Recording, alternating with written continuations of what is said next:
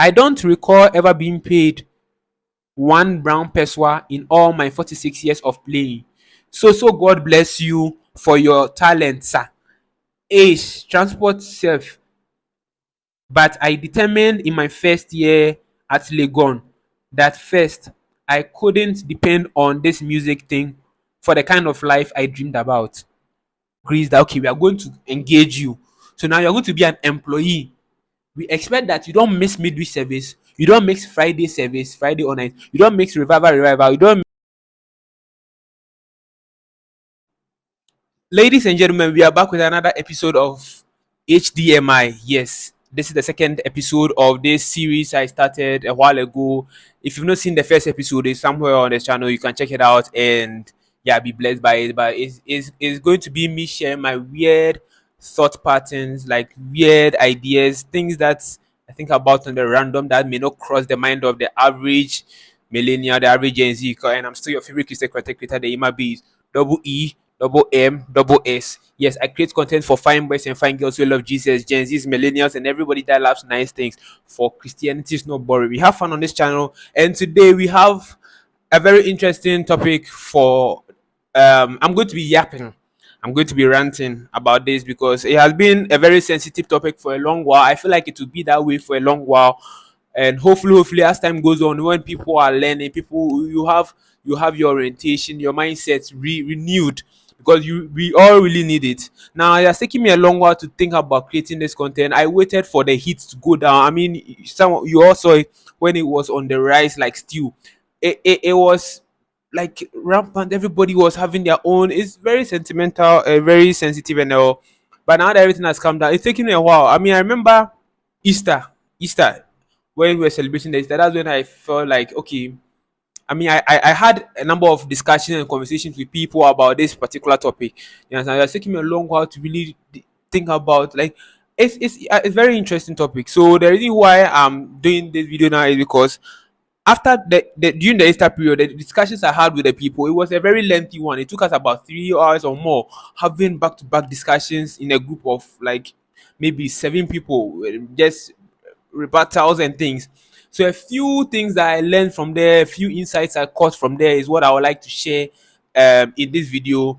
Then I also like to share my what I think about the subject matter, and also there are a few insights or few yes, insights that I learned from a band that I belong to or I'm part of, that I mean really triggered certain things. So after the whole brouhaha had come down, I said, okay, these ideas that I've heard from other people, let me just put them together and just talk about it, and let's interact in the comment section. If you also have your ideas about it, we can talk about. Like I'm saying, this topic is so sensitive, it will continue to be a subject matter for a while until most of us have a deconstructed mind about it. You understand? So yes, let's go straight into. So before I even go into the insights, talk about the discussion I have with the people and the insights I caught from them, and also share my ideas. Then we'll finally end it with sharing the um, thoughts that were shared on the band that I belong to. It was on a WhatsApp chat. Before I do that, I would like to find out, ladies and gentlemen, when there are issues like pastors have made a comment during their sermons on stage, pulpit, or maybe randomly, maybe having a live session, Instagram live, whatever live, and they make a comment and you don't agree with it, like it doesn't sit well with you.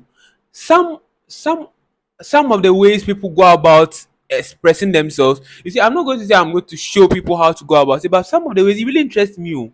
I mean, you remember, those of you know where this thing is coming from, this particular subject is coming from, is when recently it started with the highly esteemed pastor Chris Oyakilome talking about he started ministry by when he started ministry he was investing in musicians, was going on out, and we saw it. Those of you who have been in church for a while, I mean, you have been a Christian for a while, or you follow this man of God's ministry.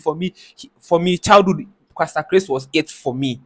Do you understand? So I followed him and I saw how, I mean, I'm not going to mention names here, but you've seen the number of the caliber of ministers that he raised through the love world and all those things. Do you understand? And after several years, he comes to say that he's learned that it's not the right way to go about it. Then that video comes out. I'm not going to put the video. If you have not seen the video, maybe you can look for it and see. But you must have seen it. He talks about it, and I want to know: are the people who came under the comments to lambast him Christians? Are they even church goers? Like, because it's really interesting, how you see it happened for a while till the prophet evangelist Dag Heward-Mills video also circulated, and I think that video, I get the impression that it's not a recent video. It's from some couple of months ago. Then it resurfaces onto the internet, and people are lambasting him about him talking about the fact that he's not interested in paying instrumentalists or musicians, musicians. Then that one you go under the comment section, and somebody will use their last 60 megabytes on their a 2x4 Android phone and be typing comments. You go and see, I'm like, when you some of the comments when you read it, it's like, this person is he on the same level or the same wavelength with this man of God? Because it's serious. Oh. No, ladies and gentlemen, before we even start going to the video proper, but this is what I want to ask. If you have seen, if you have any idea about it, please share with us.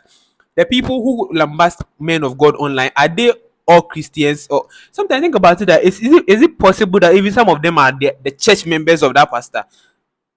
I mean, Ghana here is really rampant too. You hear Prophet Nana say Opoku Sarkodie, the prophet for Potter's City Church, make a comment during his preaching. It is cut out, then it is circulated.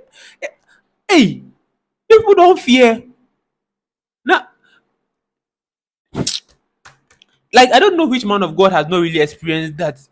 The highly esteemed Pastor Mensa, Dr. Mensa Otabel, makes a comment. I mean, for a while that he's the man of God that is really trending in Ghana. I think they've given a 2 minutes break to Prophet Nana Seyopoku Sarkodie. It is now Dr. Mensa Otabel that is like. So yes, to start the video, I just like to know. Let's have that discussion. The people who do those things, are they all Christians? Are they all church people? Maybe at least church. He goes to church. That which man of God? Like mention. I think so far I've not seen anybody move to Prophet the highly esteemed Pastor Jerry Eze. Like I've not seen he has made a comment and anybody is this, or maybe Pastor Nathaniel. Like who hey anyway. So like my own is when somebody comes out to say that the person is a man of God or the person is called. First of all, you were not there when God used either FaceTime, WhatsApp call, or whatever to call the person. Do you understand? So I feel like arguing or just accept the fact the person says the man of God and let the person function. I mean, of course, they are, but Bible says by the fruit, their fruit you know them. So when you use that scripture, you understand to know. Oh, you look at the fruit, you can tell if this to you is not right or whatever, and you keep that opinion to yourself. But you don't go up. I feel like it's not proper that you're anyway, honestly. So please, we can do better. I mean, like your whole man of God. And some of these people too, when they see the man of God face to face, then they are going to them with their problems too. But when they come online, then they anyway. So yes, that's how the whole event started, or the whole issue started when these men of God made comments about not paying church instrumentalists. Now there were contests to all these things that I remember. Highly esteemed Pastor Chris Oyakulomo mentioned that, I mean, it's not like he's not paying them as though he doesn't regard their gift or anything. You understand? But people who misconstrue things, and anyway, after these videos from these men of God started circulating, I mean, people started lambasting them. Some were even the instrumentalists who find themselves being attacked by pastors' comments. The whole thing was going. Then it was like about to die. So yes, fast forward. I think the thing happened early in the year, early part of the year, by maybe March there. So in Easter, during Easter, I found myself away from home. So where I was, I found a local church there, and I attended the church during their Easter Monday, where they had, you see, Easter Monday is a holiday. So they had a get together as a church. All their assemblies, all their branches came together to their like headquarters to have a fun hangout, fun day out. It was really interesting, ladies and gentlemen. I've never been to any event like that before. Till today, it plays back in my mind. First of all, the patronage. I feel like the number of people that came, if that's not even the entire congregation, it was quite a number. Most of them were youth. Even as it was an Orthodox church, most of them were Gen Zs and millennials. It was fun. So I mean, I stayed through to the end, and at the latter part, when everything had come down, the fun had come down. As some of you may know, if you don't know, the reason why I'm in my bass is because I play the bass guitar by the grace of God, and I'm into music basically. Let me just make it simple like that. So I found myself with the instrumentalists of that church who were discussing. I mean, some of them are my friends already, so the others we joined them, we were chatting. You know, when you meet your friends, yeah, we were chatting. Then the youth wing of the church administration came to join us, and now they started interrogating, or I won't say interrogating, having a conversation with my friends who are who were instrumentalists of that church. And where, because now they've all left to other places where they feel okay with it. Now the youth wing of the church administration were concerned that, oh, you guys, you used to be with us, helping us and everything. Now you've left, and now Sunday after Sunday, church service after church service, we are struggling to have music in the church. Why is that? Why is that? Only for these people to start pouring out their frustrations. And hey, people are going through things, or people are having things in their heart and are unable to pour it out because maybe they feel they'll be judged, they feel they will not be taken seriously. Hey, suddenly they started pouring out their heart, pouring out. The administration paid attention, listened to everything, and after they brought their own side of the thing. Now, after listening to both sides, I realized that everybody feels they are right. Both parties feel they are right. And interestingly, both party acknowledges each other's point. I don't know if you get it. So even though the instrumentalists were very furious about the fact that, I mean, their concerns are similar to what we are seeing. They feel like the church were not appreciating them, and they were not even only concerned about appreciation in terms of monetary and everything. They had a lot of concern that appreciation, even in the fact that, oh, an instrumentalist who was with you has gotten admission to any school, high school or tertiary. The whole semester, the whole term, not even a visit from any of the church leadership.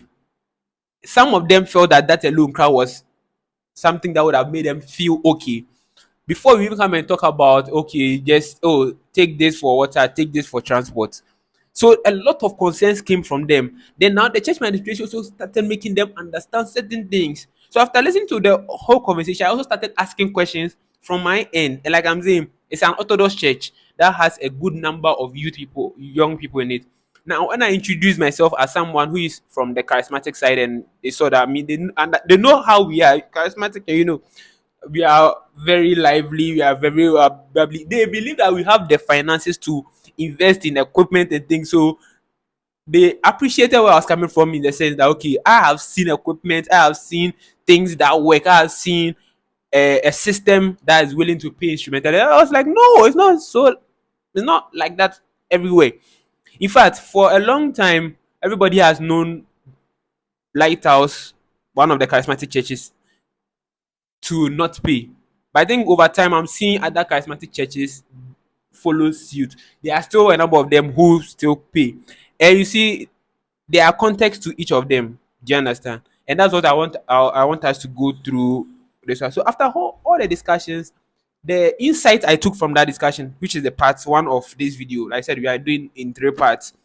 The first part is the discussion I had with those people and the insight I caught from them. Then I'll share with you what I think. Then I'll read the comments or the chat that is from the band I am part of. So the insight I caught from this discussion was, whenever you feel some way about something, whenever you are under a system that you think is not working, find ways to ask questions and be informed. Do you understand? I mean, they were heated. That's the instrumentalist. They were so heated. After they were done pouring out their this one, and the, like I said, the youth wing of the church administration. I mean, the young people who are part of the church administration. So they work with the elders, but they are younger and they can flow with the Gen Zs. When they finish telling them about what the church is doing or what is happening in administration, yes, I mean, they give them a brief information about the church finances. They thought, and the people, the instrumentalists started getting understanding of, oh, okay, oh, that's why it is, oh, that's why it is, that's why it is. You understand? So they realized that some of their concerns, it just cannot be met by the church administration. Like there's almost nothing they can do about it for them to be solved. Then at the same time, there are some too that really, the church administration had just neglected, had just ignored it. Do you understand? So number one is insight I got from it is that whenever you are in a place and you feel that the system is not working, it's either the system is not working at all or it's not working in your favor. Find a way to ask questions politely and get answers, and hopefully to help you have a clarity of, because you can just easily think that, I mean, that's what the instrumentalists will say, and most of you can relate. You are in a church where you feel like, I mean, I remember where I used to be. We didn't understand why the sound is so bad. And we can see that, oh, the church is doing well financially. You see, some of us, when we are in church, you're not going to give offering, no. But when the pastor calls, well, okay, seed sowing, harvest, 6,000 CDs, people come. Then you see 10 people, then you start doing the math. Okay, 10 times 6,000. Who have called you as chartered accountant for the church? Where did you get your certificate from? Where did you get your employment from? Some of the others what we do. So with all that, you are able to, should I say, estimate the church earnings per week, per month, and you don't understand why they cannot afford the latest console, the latest digital mixer, the latest PA system, the latest lineary. You don't understand why, because if you put two and two together, now even this man cry, he's the CEO of this. His salary is like this, so he's tied to be like this. See, there are people like that. I mean, at least I won't come and lie that I've not done that before. I mean, it wasn't almost intentional, yeah. So, but then I found myself at a point doing that. That if you put this, what happened that made me do that kind of calculation was when one day one person I know in church, I got to find out the person's tithe. So when I look at that amount and I look at who the person is, I'm like, okay, if this person cry who is on a middle level in the corporate, in her office, this is her tithe. Then her boss, what will be her tithe? You understand? So if her boss is in our church, then I'm able to estimate. There are a lot of calculations. Right now, I think about it, I'm like, what's wrong with this one? Do you understand? So the instrumentalists in this church that we were having a discussion, after they do all that math, they are like, why? Why? So why is it that we are lacking this? We are lacking that. We want to even do this. We want to do this. Impossible. Church venom, church drums. The venom has not been changed for months. The kick is deteriorated. It sounds bad, but we are playing it, sir. Then, so after everything, they found out that that particular church, I mean, according to the discussion, it's almost like all most Orthodox church, if not all the collections and everything are taken to a central place before some will be distributed downwards for them to be able to use for anything. But for most charismatic churches, which are recognized like a one man church, they control their finances. So every money that comes in, it is with them. They do whatever they do with it. But most of the time, Orthodox churches, they carry the money to the highest headquarters, wherever. So if it is Methodist church, wherever Methodist church, the headquarters, it could be outside Africa, safe. It will go there before it is brought. I mean, this is a long process.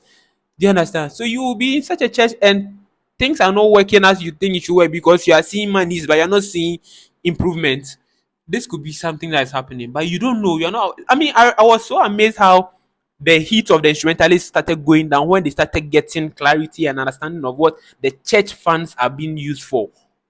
You understand? So that's the first thing I picked from there. Number two, they were saying they made us understand that You shouldn't also have too much expectations that, oh, because I'm in this church, they should do this, they should do this. Like I'm saying, after all the discussion, we found out that some of the things that the instrumentalists were hoping to get, it just cannot be done. They cannot do it. The church administration cannot do it. And over time, the instrumentalists got to understand that a lot is going on. I mean, particularly with the instrumentalist being concerned about, okay, even if you won't pay us, the instruments that we are playing, safe, make it sound well, make it good, because you can see that this drummer is very good, but when you come and sit behind these drums, he sounds like Konko. Then he leaves there, then he goes to a charismatic church, and when he plays, he sounds so like, it will make you feel good. Every human being is like that. You understand? You can't be in a place where, first of all, the instruments don't sound well. So when you play it, it's not good. Then after service, you don't even get anybody. I'm not saying it is a must, please. But you don't get anybody come and say, oh, Charlie, I was blessed by your singing, I was blessed by your this, or even some of the instrumentalists have, the church elders can come and tell you that what noise were you playing. Meanwhile, it's not your fault. The thing doesn't sound well. So you can't hear yourself well. You start find yourself starting to play loud or something. Then now it's just distorted everywhere. I've been in a service where they actually muted one of the instruments because whatever they do, that instrument wasn't sounding nice. Meanwhile, this person who's playing is quite good, but just because the instrument doesn't, it's not good enough, it wasn't sounding nice, they had to mute it. So yeah, so that's like the two basic things that I learned. Number one, ask questions and understand what is going on. Number two, try and accept that some of the things cannot be done. Number three, if you grew up in a particular church, by growing up, I mean, let's say you joined a church when you were, before you joined a church before you were a teenager. Let me not even put age, like say 10 years by all means. Before you were a teenager, so from 0 to 13, that church that you were in as at that time, if you grew up there, and by grow up I mean you are past 21. I want to put figures so that to help a bit. These are not any cuts, these are not any rules based anywhere. From the discussion we had, this is what I gathered as some of the insights I picked. That when you are able to stay in such a place like that as a teenager, from, so let's say by 13 you were in a particular church and you stay there till you're 21, 22, till like 25, there are a lot of things that you have learned either by the church teaching you or you learning it yourself in the church, that has shaped you in a way that ideally, eh, unless God has told you otherwise, you should just stay there and continually grow and really build your family there, build all your systems there. There's no, it's not a stick and stone, break and stone, like by all means, no. Like I'm saying, unless God can tell you, okay, you are now 25, move from the Orthodox church and go to this particular charismatic church. I want to do this and this with you there. There are people who have brought, oh, okay, I almost mentioned it, but there are people I know who have left Orthodox church to charismatic and vice versa.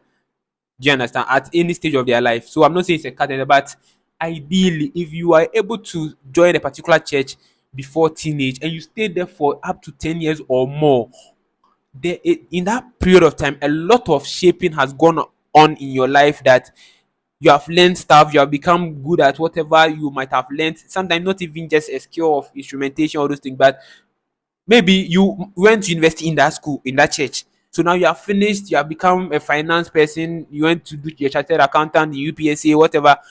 You can come and use it to be useful in that church. And it's just nice. Do you understand? So what that becomes is that we have what we call a local church. So the insight that the people were sharing with the instrumentalist there was that you should you should identify a church as your church. Do you understand? And grow there and make it like, okay, this is my local church, this is my home church. I can go here, I can go here, I can go here. But if anything, I respond to this man of God. When he calls me pay, I'm coming. Do you understand? I visit places. I admire the ministry of Prophet Nana Seyopoku Sakode. I can go to Potter City's events back to back and everything. But on the day Potter City may have this very powerful event, and my local church is having an event, I must not go. That's the certain kind of loyalty that makes, that can make you really grow. You get. So he was saying to say that, and now we are transitioning into what I think. So let's open to my after all that was discussed, the suggestions that came from all these people. I mean, a lot of things, but I'm trying to summarize it so that the video will not be too long. By now, I'm thinking we are even getting to 10 minutes or more. But let's go into what I also think about the whole idea. So, using the last point from what I learned from that discussion that we had in the Orthodox Church, I'm transitioning into my own point that you see, many of the instrumentalists who are really doing well now, many of the musicians who are really in a household name, you know them. I mean, I want to narrow myself to my jurisdiction. I'm a Ghanaian, I'm in Ghana.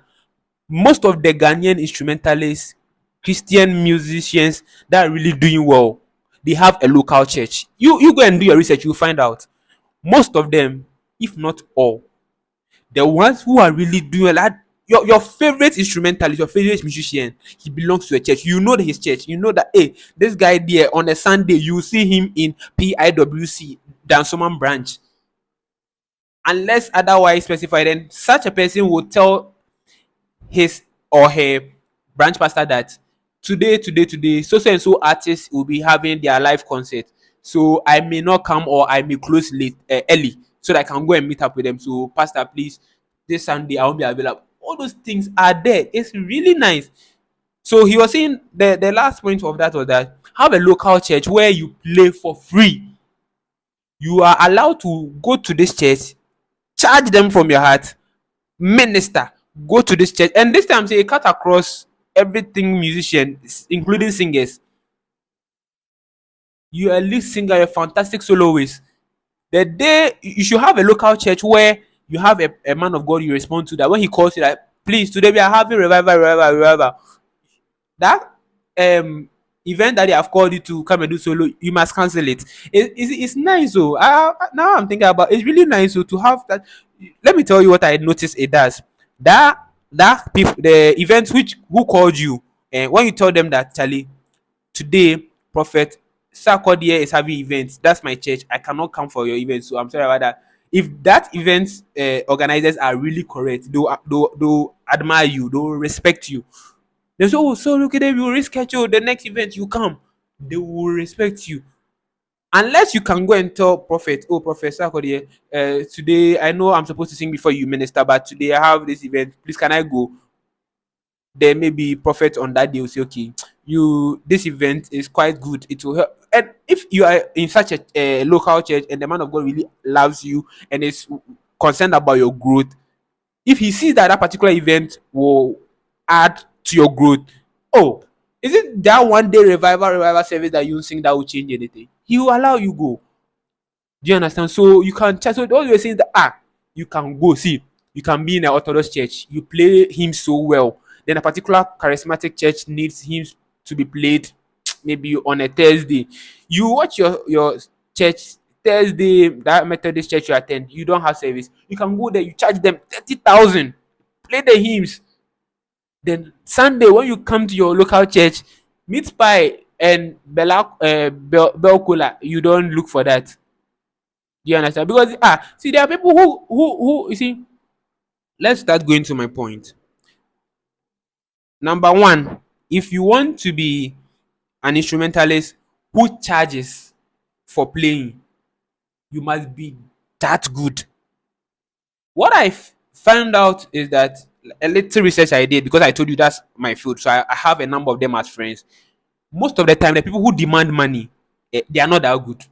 See, if you are, and this one it cuts across every field: doctor, engineer, electrician, plumber. If you are really, really good, your worth will just come out, and you don't call out monies that is like, just like how Nathaniel Bassi says that he doesn't charge. It hasn't reduced his value, hasn't reduced his fees. Some of you, you know that you are not that good, oh. But when you go for a program, maybe after high school, they do that program they used to do in Action Chapel, what's the name? Please remind me. I remind, but you know the other program I'm talking about. After high school, there are a number of programs that will be doing for high school leavers to just keep us on fire and everything. Then they invite you to such a program to go and sing, minister, play, whatever. When they finish, they give you bell cola and meat pie. They have tried. Hey, then times I didn't see it that way, but now I think about it, they have tried. Because I see, I'm not looking down on your skill or your ability, oh, But Charlie, you know that you are not that good, and you are asking that they should give you transportation 500 CDs for playing for how many hours? See, there was a time I found out that some of the big names, they don't take that much for a session. Some of the big names, especially if maybe they are really like that with the artists, they don't take that much. Like I used to put a price that hey, Emmanuel Blue the dear hey by all means, if he plays 30 minutes, $1,000 straight. Like I put figures on some of these big names. I said all your big artists, all your big musicians that you admire. Do you know Kofi Ima? He's a drummer. Emmanuel Bludo, he's a drummer. Emmanuel Opoku, sorry, Opoku. Wait, all of them are Emmanuels. He's a bassist. Ooh. Okay, now let's relax. You that don't name your child Emmanuel and see. Such a blessing. Most of the instrumentalists are Emmanuels anyway. But all these names I mentioned, they are fully booked. I feel like you follow them, you see it. I feel like it's possible that Emmanuel Bludo can be booked from January to December. Like he has a calendar, he knows I'm playing for February, I'm playing for Diana Hamilton. June, I'm just separating it because I don't know between February and June what he's playing. Maybe he's playing other, but the concerts I'm aware of that I see him play. I see him. I see Emmanuel Bludo play drums for Diana Hamilton on February. Then in June, when Praise Reloaded with Joe Metal, he plays. Do you understand? Then maybe the following month he has this. It is scheduled time there. Either they pay up front, they pay or they whatever. But this tight payment scheme, it is as a result of you being that good. One, and no, that's number two. The one is you belonging to a local church. I said that thing, it does something to you. It makes you grounded. It makes you not to do what you call frefrekobo. Like your own there, your own is there, you're playing for money, you're just moving here. You don't have a church that if to the glory of God, right now, if anybody mentions my name, they can mention a particular church, they can attribute a particular church to me. I say it to the glory of God, it's a blessing to me. I mean, if I stop there today, crap, people may not know. It has taken me a number of years to be able to be associated with that church that Iman, this is the church you go to. I remember one time I was calling a friend. I mean, the friend was with me. When I gave the person my number, the person was calling me. He didn't know he had my number, so he was taking it again. When he was calling me, the name that popped up was Emmanuel with the name of my church. And I was like, I mean, the name of my church has changed several times, so it was one of the names we had at the time. I was like, but why is that me and you, we are quite cool if you say my name with the name of the church? Is it that it's like a total stranger you met to remember it that okay, oh, I met this person at Diana Hamilton a week service, so I'll say the name Benedicta a week. Do you understand? But the name of I had seen it severally in my church where people had saved my number with my name and the name of our church. And I'm like, why are these people behaving like the church is mine? But you see, it's a lot of I can go on and go on how that thing has been a blessing to me, being associated to a particular church and like they know when they hey Sunday there, you are looking for him a base. They go to this church, you see him. So most of them recently I found out that all your big artists they belong to a church. I don't want to mention it, but any man of God that you think is a doing well in the singing or in the playing space, do research and you find out that their local church, if they are not still there for some reason, they are still in good terms with them. It's very necessary. And number two, you should be that good. So number one, you belong to a local church. Number two, you should be that good to be asking for money. You understand? And number three, you are playing all the time. So instrumentalists who play day and night, let me find the scripture. There's a scripture that backs that. But instrumentalists that play all the time are the people who should be asking for money. No, not be asking for money. They should be the ones who are being paid. Do you understand? So that's to say, you know, you play. Let's say you do. You see, all this I'm saying. I'm not saying that you are nothing or anything, no, but you're not that good. But you're asking for how much? Some of you people, you don't even know your music theory, but you want to take what Emmanuel Bludo is taking. Are you for real? I mean, one day I found out that Emmanuel Bludo can read and play drums. You know, drums is they can read. They how they call it? This scoring or something. Can read music and play drums. You don't know your music theory. You want to take how much? Nehemiah chapter 11 verse 23. It says, "For it was the king's command concerning them, concerning his people, the musicians." So in this context, you can say the king is the pastor, or is the king the pastor? Yes, let's say he's a pastor. So he was in charge of the kingdom, but he had singers in there. That a certain portion should be for the singers due for every day. A certain portion. So a certain portion of what? Food, a certain portion of money, a certain portion of taking care of. You understand? So the king was responsible for them. So we can say that pastors can be responsible for musicians who sing every day. That's what the scripture says. It says due for every day. So that's this every day cannot be literally Monday to Friday, because even a full time man of God, unless you the instrumentalist are going with him everywhere, but in his church main branch where he preaches, he doesn't really preach Monday to Friday. There are midweek service one, then maybe all night on Fridays. So midweek service Wednesday or Tuesday, all night service Friday, then Sunday service. Which some instrumentalists don't even play. If the church has three service, some instrumentalists don't play all the three service. So if you are playing one service, which could be 2 to 3 hours, then sometimes Christ. No, you see the instrumentalists who are even asking for pay. Some of them don't go for all nights. Oh, you know this. You know this. Some of them don't go for all nights. Some of them don't go for midweek service. I've gone for a number of ministries that were just a few instrumentalists there. We couldn't have full sets to really jam. You understand? So in that sense, that's not every day. So you, the Sunday you are coming, that you are not even playing all three services, then you are demanding how much? How much is? Oh, so do you get what I'm saying? So let's say your rehearsal time on Saturday, let's say 2 hours, and the 2 hours you play on Sunday. That's if your church even does one service. So for this 4 hours a week, we should pay you.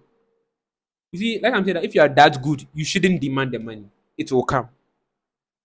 This thing I just said is something that is day in and day out. I'm keeping reminding myself in, so that I mean I've done it for a long time, but an incident happened which I've shared before in a previous video. That's my first HDMI. I shared it there. That has made me now come back to the fact that, see, if you are really that good, you won't ask for TNT, what, 100 CDs. Oh, 100 CDs won't change your life. So you, let's go on. Number three. If you have a job that you do a corporate work, just that you have the skill of playing instruments, and now we go back to number one. You have a local church. Just serve.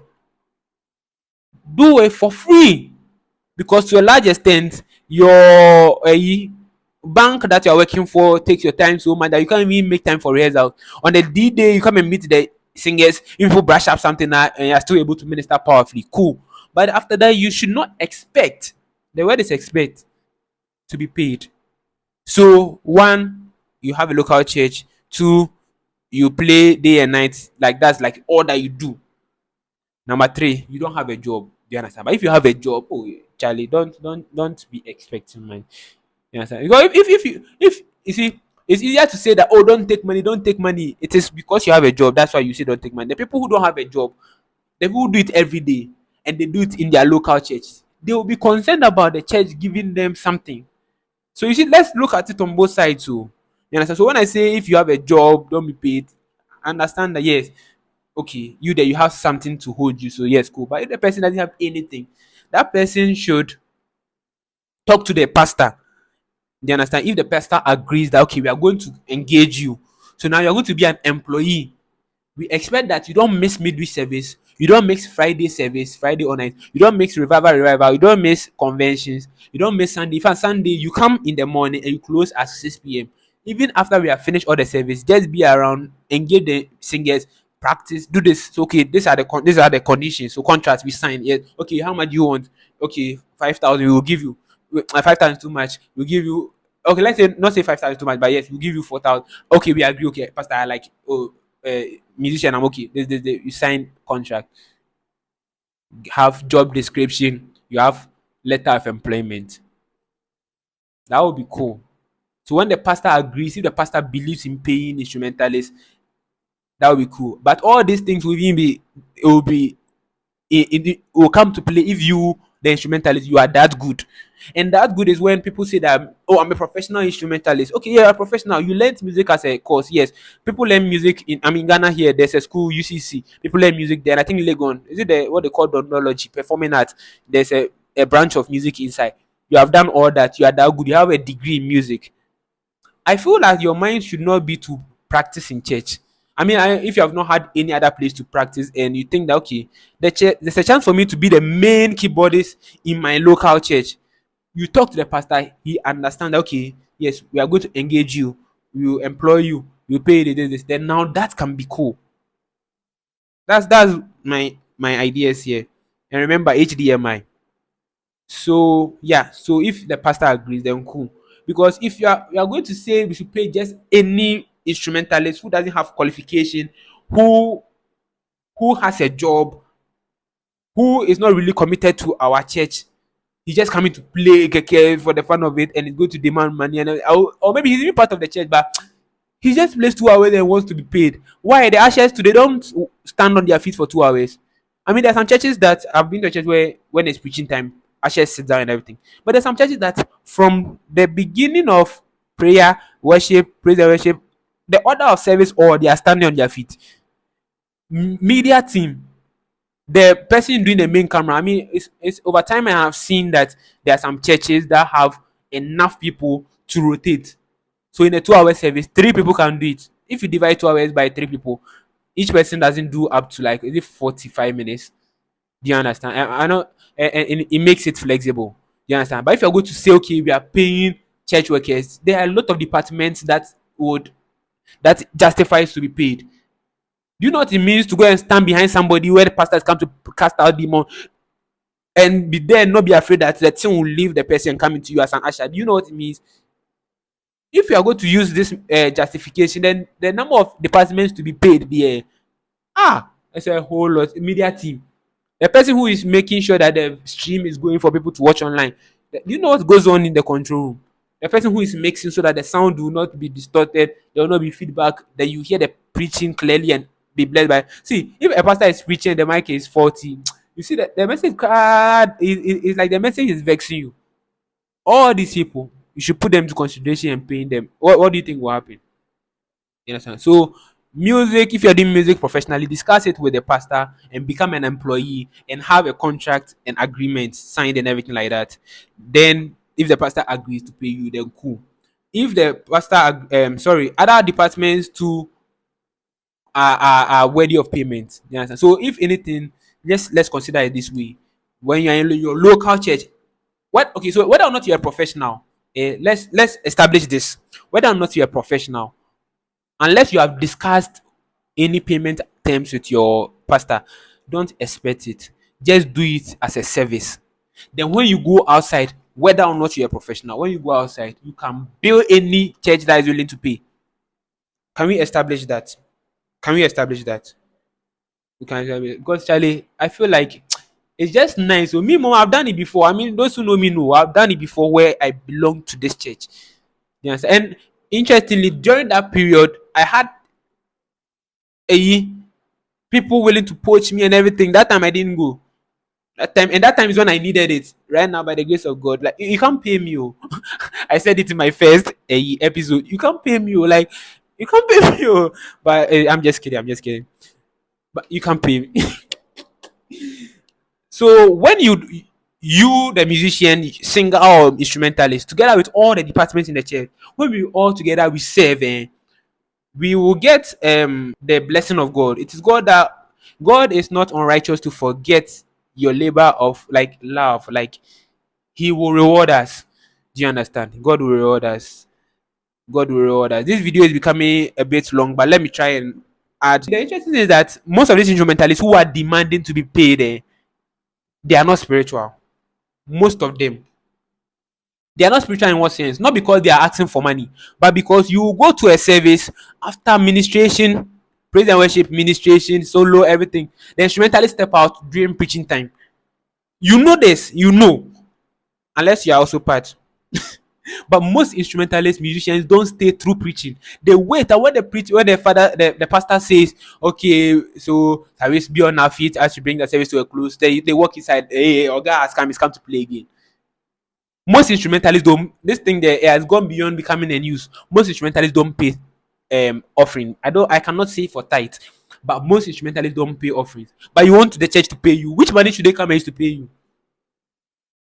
And especially if you're a instrumentalist that the church pays you and you don't pay your offering there, you own. We can't talk about it. We can't talk about it now. But yes, most instrumentalists don't stay for preaching. Most instrumentalists do not pay offerings.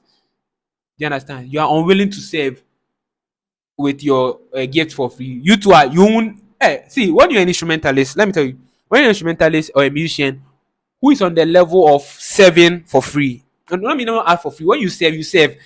When you are being paid, okay. When you are being paid, that one is a bit dicey. When you are being paid, you if it's like you can call it service. You understand? But you less. Hmm. So you let me. I want to say that when you serve, is free, basically. I mean, you understand? So yeah, but when I was trying to say that when you serve, then you have the ability to still pay offerings, pay tithes, fundraising. You are inside everything. Hey, it is flex.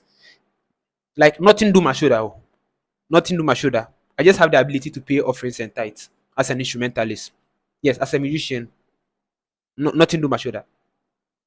It's just nice. You understand? It's just cool. And I pray that God helps all of us as musicians to get to that point where whatever it is we take, we ask for, we do whatever we are hoping to get for our service in church, we should also be willing to give something for free. Do you understand? So I hope with all my ranting and my yapping, you must have learned something, you must have seen something, understood something, heard something you've not heard anywhere or whatever. Any other thing you have to also share, you can share it in the comment section. But so may the Lord honor us. May the Lord honor us in our service. Quickly, let's see if I can do this in 3 minutes. 3 minutes. Let's go. I've yapped. I have really yap. I'm sure we have done more than 10, 30 minutes now. So let's go. So it started by the band and part of our patron dropped a link concerning this issue and asked for um us to share what we honestly think. So it started. One person said, "Yes, patron, I agree to very solid points about this. While okay, while I also think that like a coin, there are two sides to this. My theory is simple and it is this: don't demand from what you haven't empowered, especially in the area of dedication and excellence. Like what I'm saying. If people are dedicated and faithful to a fault voluntarily, praise God, but they shouldn't be overlooked or ignored. They need to be well honored and appreciated intentionally. Using her words, okay, that's so they are always making reference to that link. Let's go on. Another person shared that. So the link had someone who was sharing her opinions on the subject matter. So when you hear she, that's what they are referring to. So the next person said she really does have a point. I have never had an issue with musicians charging to minister or being paid. It always seemed normal to me until this conversation made me realize that some people see it differently.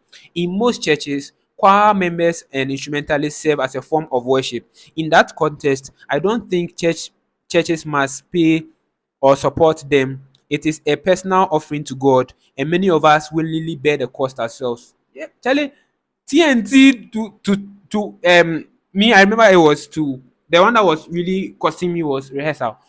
Because I almost didn't feel like can we just come on Sunday and minister? It's really costly and it comes from you, but nobody's giving you anything. But if someone does music full time, if that it is their livelihood, then yes, they should be paid. If you can't afford them, like Apostle Selman said, don't host them. Cut your coat according to your size. Then another person came to say that I feel like the umbrella under which all we all wear has institutionalized this so much, and now it seems like an error or taboo if you are going the opposite route. That's to say, our particular church, we were brought up not to be paid for any service in any department. Yes, so it has gotten to the point now when we see someone is being paid or someone is demanding to be paid, the person feels like he's an top musician, so he should be paid. We see it as, so I agree with you. If you are doing it as service for God and not like professional, then you paying can slip by. But if that's what you do full time, then it may not be fair not to be paid for rendering a service. So yes, here is acknowledging that even if you are being paid and you're doing it in church, it's still a service.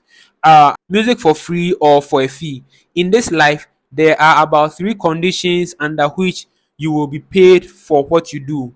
Number one, contract of service, employment contract. That comes with a salary. Huh! In this life, there are about three conditions under which you will be paid for what you do. Number one, contract of service or employment contract. That comes to salary. Number two, contract for service. That's like a client and a contractual relationship. That's you are paid when you perform. And number three, honorarium. You don't officially charge, but a small amount of money is paid to you. Unless unless and until there is a contract between you and another person, you cannot legally demand payment. And an honorarium sometimes emphatically, which is called transport. Yes, that I'm saying that I remember those days after high school, all those high school events that were going on. Some of us when we go, it is Belacqua and Miss Why they'll give you. Like no, not Belacqua, Bell Cola. Bell Cola. It's a Coca-Cola, it's a soda. Soda and meat pie. And the meat pie, there's air inside. When you open it, you can see through the meat pie. Or maybe one onion sitting in the middle somewhere. You want meat inside the pie. But they will bring it to the tell you that, Iman, here's some small meat pie. I said, since here's a pie. Because payment can only be compelled if there's a prior agreement to that effect. Showing up to perform does not automatically compel the other person to pay you anything. You understand? So because payment is can only be compelled if there is a prior agreement. So in this instance, we can agree what I've been saying, that whether or not you are that qualified, if there's an agreement, there can be payment. But I feel like if you are really that good, then you should. If you are not that good, don't be looking for money. I just feel like that. So there's the thing. There's so here's the thing. It's your talent. No one can compel you to perform if you don't want to. If the other side is unprepared, unwilling, or unable to pay, and you depend on that payment to live, then don't perform. Simple. And by the other side, that's the church administration, the pastor, whoever is in charge to um be, you understand, in the position to pay you for that service. If they are unwilling, unprepared, unable to pay you, and that's what you depend on to live, don't perform. Go and perform somewhere and for someone else where you will get paid, or simply perform for nothing and move on. Get another job that pays you. Then, if you must miss those rehearsals and services because the other job calls, no one can justifiably begrudge you. Where once you have a job that engages you 9 to 5, if you have to miss a rehearsals, nobody should justifiably begrudge you. You understand? My story. I don't recall ever being paid one brown peswa in all my 46 years of playing. So God bless you for your talent, sir. Age, transport self. But I determined in my first year at Legon that first I couldn't depend on this music thing for the kind of life I dreamed about. Wow. Okay. Okay. Well, well, there are some people who have been able to, anyway. Because at the time I blatantly said to myself that I didn't even know any rich gospel musicians. Well, now you know there are some. There are a good number of them. Oh wait, did he say gospel musician? Okay, I feel like he has classified it, because I mean you can say they are rich musicians. Do you understand? But if you say if you classify a gospel, people may say that they are not rich. Okay, I almost said something, but there are some gospel musicians who have denied being rich, as to whether it is they being humble or anything. I mean, but I feel like if you are rich, you say to just inspire some of us. that it is possible to do gospel music and be comfortable. You understand? So, and second, I honestly didn't have as much skill. Ladies and gentlemen, honestly, I had not read this thing before doing this content. I remember when the chat was going on. I mean, I was reading through. I wasn't really paying attention, but this particular point, no, it's just in my heart so much that I agree with it. See, and I said it in the beginning. It cuts across every aspect of every field of profession or whatever. If you are not that good, you shouldn't be, And secondly, I honestly didn't have as much skill and time as I wanted or required to develop. You can say I didn't have faith and was carnal. You are probably right. There was therefore no guarantee that I would be the first well to do gospel or church musician, and I didn't want to take the risk of finding out. So my guy or girl, think about the parable of the talents very broadly and very deeply. Develop your talent, but add to your talent. Learn to produce, learn to track, learn to record, mix, master, sound engineering, video production, plus all the bells and whistles. Yeah. You can even add paid as of DA. Why not? As of DA is like pastoralship. Is it pastoralship? Why not simply diversify? By this, you will create simple, you will create multiple streams of income that might just sustain you. But like me, you can also take a little step back from being a musician and become what I call myself, a music hobbyist. Go to school, learn another trade, business, profession, or vocation. Rely on that for a living and then play when you like or for fun. Get a good Pharaohic or Caesaric job. They call the job Caesar. Give unto Caesar what belongs to Caesar. Then the profession. Then the profession will sustain the hobby. In summary, put yourself in a position where you decide where and when you want to play for free, and when you want to play for a fee. This summary is beautiful. This summary is beautiful. The writer is Ace Ankoma. He's a distinguished lawyer and a fantastic composer and musician. Wow. That was a lot. That was a lot. That was a lot. And I think we can end on that. So he says, I agree. As a form of worship, music in church shouldn't necessarily require payment. That said, there's a certain level of excellence you simply cannot expect without compensation. Personally, I am okay with being paid.